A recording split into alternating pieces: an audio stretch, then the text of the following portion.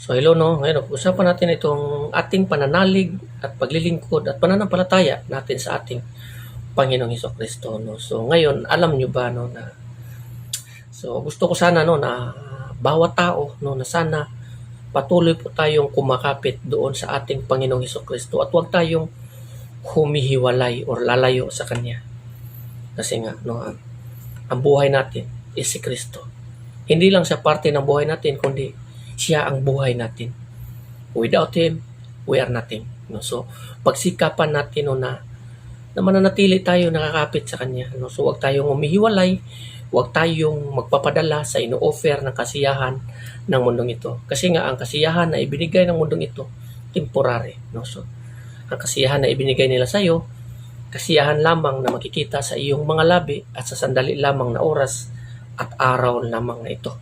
So, pagkatapos nito, bukas or mga susunod, balik ka na naman sa dati. So, walang kakwenta-kwenta ang kasiyahan na ino-offer ng mundong ito. Ngunit, ang kasiyahan na ibinigay ng ating Panginoong Hesukristo sa pamamagitan ng Kanyang Espiritu na ibinigay niya sa atin ay kagalakan at buhay na walang hanggan. Kasi sa oras na matanggap natin ito, siya ang magbibigay ng kasiyahan at galak sa ating puso. Masaya ang mamuhay no, na maglilingkod sa Panginoon as long as there is life. Kaysa naman no, na matapos ang buhay natin na malayo sa Panginoon. So, mag-isip-isip po tayo. So, huwag tayo basta-basta tumanggap sa mga kasiyahan na ibinibigay o ino-offer ng mundong ito kasi nga ito ay distraction at patibong ng bawat tao. Lagi nating tatanggapin o lagi nating iisipin at lagi nating mimithiin ang kasiyahan na ibinigay ng Diyos, ang Kanyang Espiritu. Ang Kanyang Espiritu Santo na nagbibigay kagalakan sa puso. Ito ang tunay na kasiyahan na hindi matatanggap ng sinuman, kundi sila lamang na mga tao pinapatnubayan ng Espiritu ng Diyos. No? So, lagi nating pagsikapan na makamit yun. No? So, lagi nating panghawakan ng ating pananampalataya at paglilingkod sa ating Diyos hanggang kamatayan. Kasi sinasabi ko na dito sa mundong ito may katapusan tayo. No? So, lagi nating iisipin ang buhay dito sa mundong ito temporary.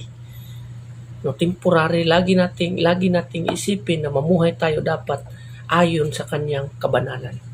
No, so without holiness, we cannot see or we cannot enter the kingdom of heaven. No, so lalo na sa atin no, kasi may mga tao no na mali-mali ang takbo at isip or takbo ng isip or mindset ng bawat isa na sinasabi nila no na habang bata pa, enjoy life. Magsaya tayo, ganito, ganyan. Kasi nga, pag tumatanda na tayo, hindi na natin ito maranasan. So, mali po ang ganun klaseng mindset. No? So, mas pinipili nila ang kasiyahan ng mundong ito kaysa mismo sa kasiyahan na ibinigay ng Espiritu ng Diyos na siyang nagbibigay kagalakan na hahantong sa buhay na walang hanggan at pagsamba at papuri natin sa ating Diyos Ama sa pamamagitan ng Kanyang bugtong anak ni Jesucristo. No? So, lagi natin tatandaan no, may mga tao din no, na lalo na sa mga tao no, na may mga nararamdamang sakit tulad ko. No? So, wag sana tayong bumitaw sa ating pananalig. No?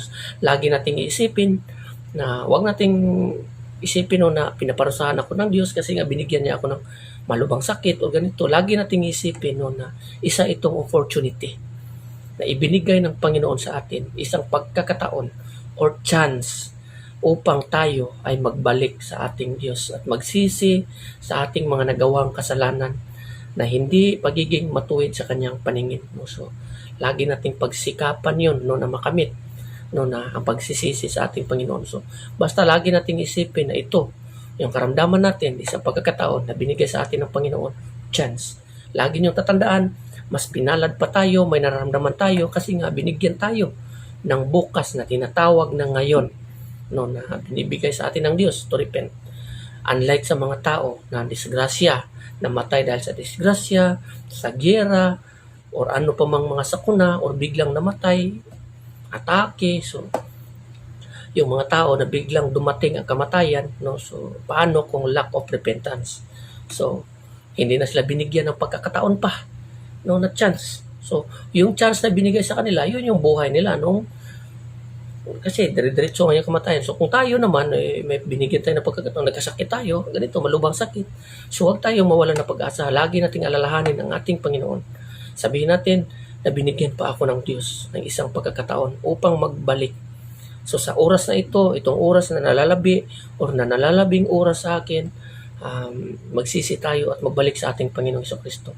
So tatanggapin niya tayo kasi nga ang Diyos ay open arms. Mas pinipili pa ng Panginoon or ginusto or gusto ng Panginoon na magsisi ang isang taong makasalanan kaysa mamatay sa kanyang kasalanan. Lagi nyo tatandaan yung isang yung nakapako sa krus, isang murderer and criminal kasama ni Kristo doon sa krus. No? Sabi niya kay Kristo na, Jesus, alalahanin mo ako kung naghahari ka na. Ang sinabi ng ating Panginoong Kristo, sinasabi ko sa iyo, sa oras na ito, kasama kita sa paraiso. So, lagi mong tatandaan, yung oras na yon, last hour na yon sa Kanya. Minuto na lang, manalagutan na siya ng hininga. Ngunit tinanggap siya ng Panginoon. So, ganun din, na binigyan din tayo ng Panginoon pa ngayon ng isang chance. No? So, yung chance na yun sa Kanya, yung last hour na yun, yung binigay sa Kanya ng Panginoon. So, the same din sa buhay natin ngayon kung tayo man ay may nararamdamang malubhang sakit. So, magbalik tayo sa ating Panginoon.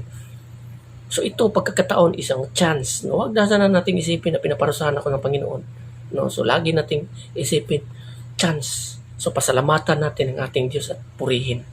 Kasi nga isipin mo, binigyan tayo ng pagkakataon, yung iba biglang namatay. No? So, namatay na hindi nagsisisi sa kanilang mga kasalanan. So, mas advantage ka. Mas pinaabot ng Diyos ang kanyang pagmamahal sa iyo o sa atin.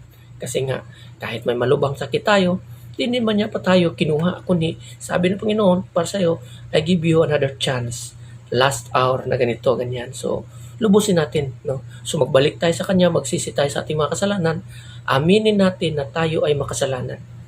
At magsisi tayo sa ating mga kasalanan at patatawarin tayo ng ating Panginoon according sa Kanyang mga salita, na if we confess our sins to Jesus Christ, to our God, no, so masisiguro natin na patatawarin tayo ng ating Panginoon at kilinisin tayo sa ating pagkahindi matuwid, no, sa pamamagitan ng ating Panginoong Hesukristo. No? So hanggang dito na lang, and God bless everyone. Amen.